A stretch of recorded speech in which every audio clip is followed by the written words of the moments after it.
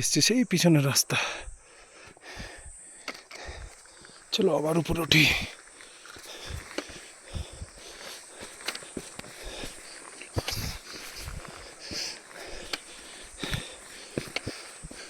উপরের চড়াইটা তবু একটু কম, কষ্ট কম।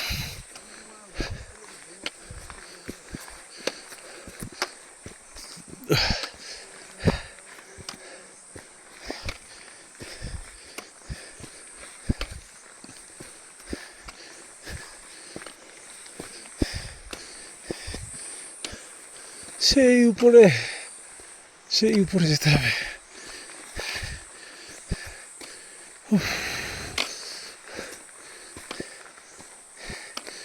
দেখুন একবার,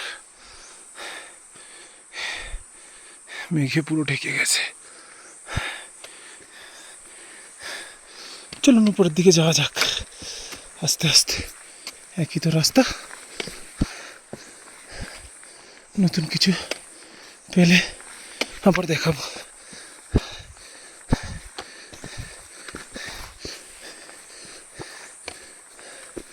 শুধু উঁচুতে আর উঁচুতে। উপরে যখন উঠছি এখনো তাহলে হাইস্ট পয়েন্ট আসেনি।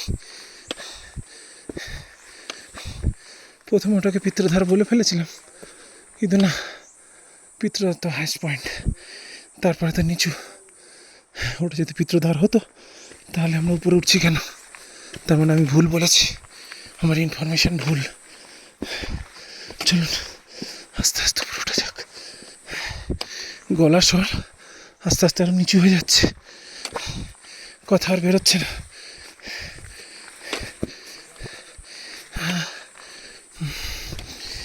মাগো,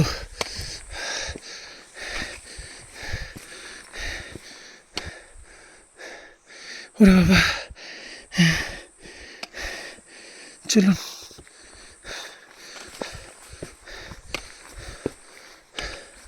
সত্যি সত্যি প্রচুর টাপ।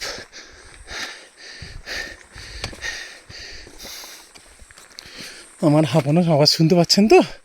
মানে বুঝুন, দেখুন এইটুকুনির মধ্যে সেই নিচ থেকে উপরে চলে এসেছি।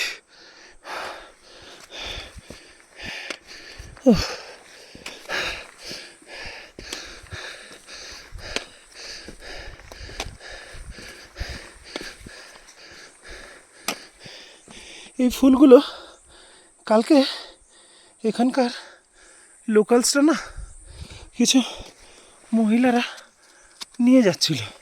আমি জিজ্ঞাসা করলাম কি, বললো যে এটা ভোলে বাবার আশীর্বাদ। আমি বললাম ফুলের नाम কি? बोलो पता नहीं, ये घर पे लेके जाना और बड़ों को बच्चे को सबका माथा में टिकाना।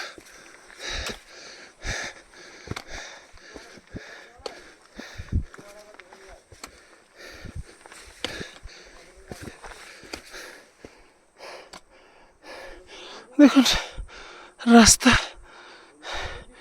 সেই নিচ থেকে এসছে, আর ওই দুজন গল্প দিচ্ছে। আমার ব্যাগগুলো ওরাই বইছে,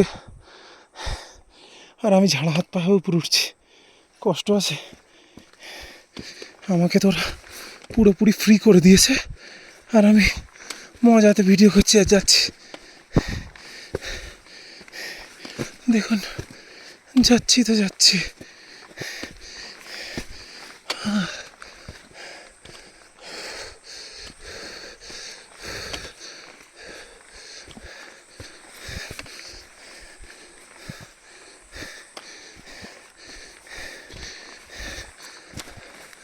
সেই যে রাস্তা যাচ্ছে তো যাচ্ছে, কখন পৌঁছাবো কে জানে।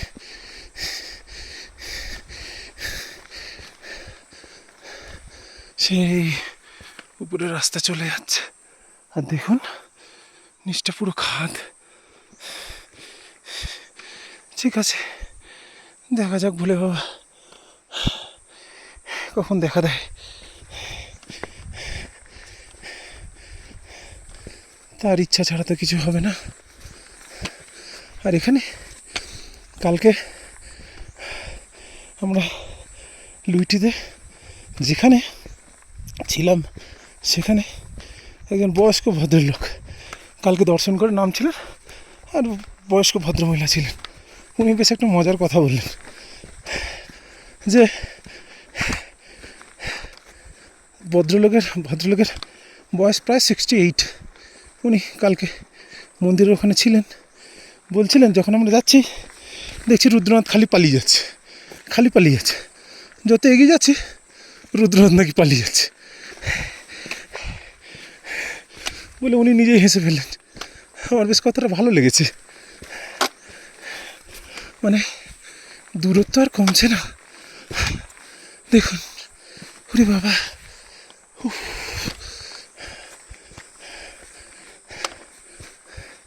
ওই উপরের রাস্তা। ঠিক আছে, আবার উপরে গিয়ে দেখা হচ্ছে।